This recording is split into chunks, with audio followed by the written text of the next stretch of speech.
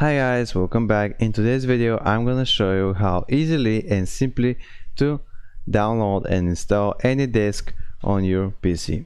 So let's don't waste any more of your time. Let me show you how to do it. First, open your browser here and let's search for Anydesk like this, and click on the first link, and now click on download now.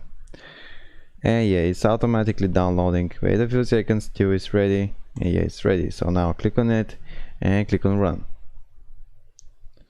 And actually it's here. it was very fast. I mean, it was very quickly.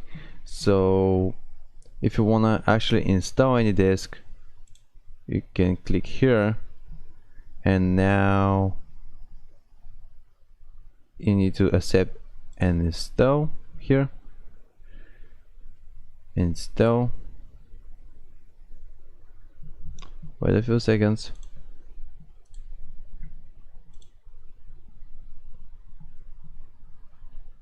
And yeah, that's it. Now you have Anydesk on your PC. And yep, so that was it. It's installed, it's ready. If you're finding this video helpful, you can give it a like. And also, I told you it's not complicated, it's easy and simple.